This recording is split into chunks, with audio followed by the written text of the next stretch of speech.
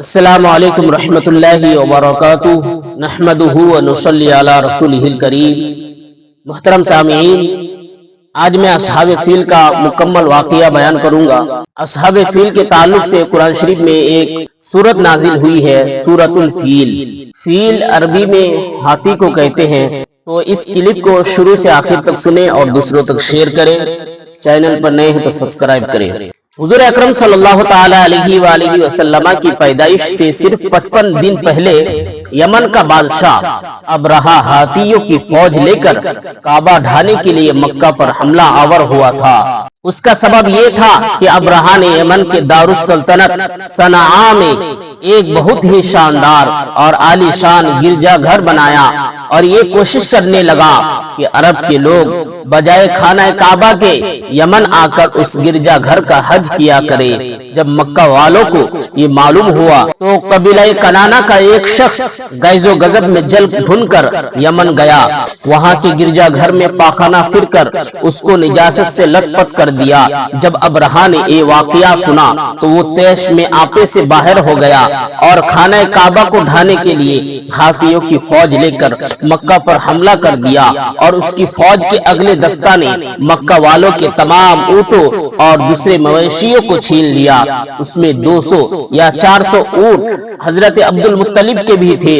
حضرت عبد المطلب کو اس واقعہ سے بڑا رنج پہنچا، چنانچہ آپ اس معاملے میں گفتگو کرنے کے لیے اس کے لشکر میں تشریف لے گئے۔ جب ابرہہ کو معلوم ہوا کہ قریش کا سردار اس سے ملاقات کرنے کے لیے آیا ہے تو اس نے آپ کو اپنے خیمے میں بلا لیا، اور جب عبد المطلب کو دیکھا کہ ایک بلند قامت، رعبدار اور نہایت ہی حسین و جمیل آدمی ہیں جن کی پیشانی پر نور نبوت کا جاہ و جلال چمک رہا ہے، تو صورت دیکھتے ہی ابرہہ مرعوب ہو گیا اور بے اختیار تخت شاہی سے اتر کر آپ کی تعظیم و تکریم کے لیے کھڑا ہو گیا اور اپنے برابر بٹھا کر دریافت کیا کہ کہیے سردار قریش، یہاں آپ کی تشریف آوری کا کیا مقصد ہے؟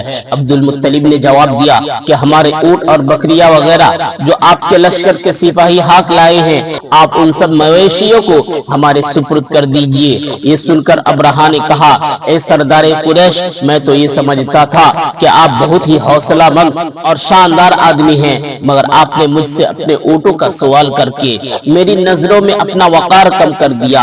اونٹ اور بکری کی حقیقت ہی کیا ہے؟ میں تو آپ کے کعبہ کو توڑ پھوڑ کر برباد کرنے کے لیے آیا ہوں۔ آپ نے اس کے بارے میں کوئی گفتگو نہیں کی۔ عبد المطلب نے کہا کہ مجھے تو اپنے اونٹوں سے مطلب ہے، کعبہ میرا گھر نہیں ہے بلکہ وہ خدا کا گھر ہے، وہ خود اپنے گھر کو بچا لے گا، مجھے کعبہ کی ذرا بھی فکر نہیں ہے۔ یہ سن کر ابرہہ اپنے فرعونی لہجے میں کہنے لگا کہ اے سردار مکہ، سن لیجئے، میں کعبہ کو ڈھا کر اس کی اینٹ سے اینٹ بجا دوں گا اور روئے زمین سے اس کا نام و نشان مٹا دوں گا، کیونکہ مکہ والوں نے میرے گرجا گھر کی بڑی بے حرمتی کی ہے، اس لیے میں اس کا انتقام لینے کے لیے کعبہ کو مسمار کر دینا ضروری سمجھتا ہوں۔ عبد المطلب نے فرمایا کہ پھر آپ جانے اور خدا جانے میں آپ سے سفارش کرنے والا کون؟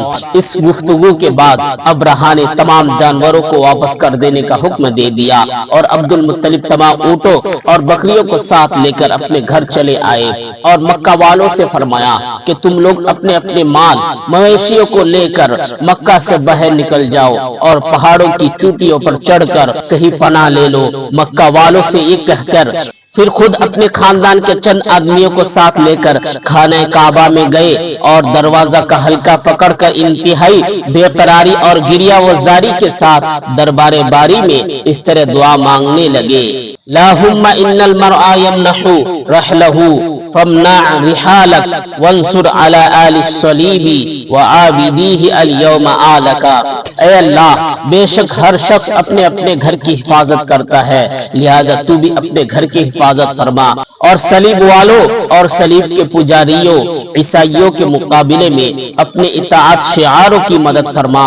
عبد المطلب نے یہ دعا مانگی اور اپنے خاندان والوں کو ساتھ لے کر پہاڑ کی چوٹی پر چڑھ گئے اور خدا کی قدرت کا جلوہ دیکھنے لگے۔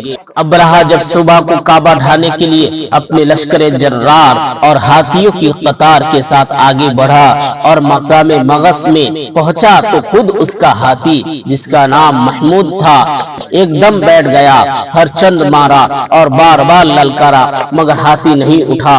اسی حال میں قہر الہی ابابیلیوں کی شکل میں نمودار ہوا اور ننھے ننھے پرندے جھن کے جھن جن کی چونچ اور پنجوں میں تین تین کنکریاں تھی سمندر کی جانب سے حرم کعبہ کی طرف آنے لگے۔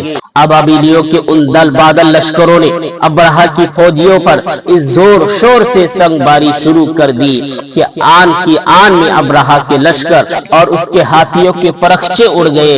ابابیلیوں کی سنگ باری خداوند قہار و جبار کے قہر و غضب کی ایسی مار تھی کہ جب کوئی کنکری کسی فیل کسی ہاتھی سوار کے سر پر پڑتی تھی تو وہ اس آدمی کے بدن کو چھیدتی ہوئی ہاتھی کے بدن سے پار ہو جاتی تھی۔ ابرہا کی فوج کا ایک آدمی بھی زندہ نہیں بچا اور سب کے سب ابرہا اور اس کے ہاتھیوں سمیت اس طرح ہلاک و برباد ہو گئے کہ ان کے جسموں کی بوٹیاں ٹکڑے ٹکڑے ہو کر زمین پر بکھر گئی۔ چنانچہ قرآن مجید کی سورہ فیل میں خداوند قدوس نے اس واقعہ کا ذکر کرتے ہوئے ارشاد فرمایا: الم تر کیف فعل ربک باصحاب الفیل الم یجعل کیدہم فی تضلیل وارسل علیہم طیرا ابابیل ترمیہم بحجارۃ من سجیل فجعلہم کعصف مأکول۔ یعنی اے محبوب، کیا آپ نے نہ دیکھا کہ آپ کے رب نے ان ہاتھی والوں کا کیا حال کر ڈالا؟ کیا ان کے داؤں کو تباہی میں نہ ڈالا اور ان پر ابابیل پرندوں کو بھیجا تاکہ انہیں کنکر کے پتھروں سے مارے تو انہیں چبائے ہوئے بھوس جیسا بنا ڈالا۔ جب ابرہا اور اس کے لشکروں کا یہ انجام ہوا تو عبد المطلب پہاڑ سے نیچے اترے اور خدا کا شکر ادا کیا۔ ان کی اس کرامت کا دور دور تک چرچا ہو گیا اور تمام اہل عرب ان کو ایک خدا رسیدہ بزرگ کی حیثیت سے قابل احترام سمجھنے لگے۔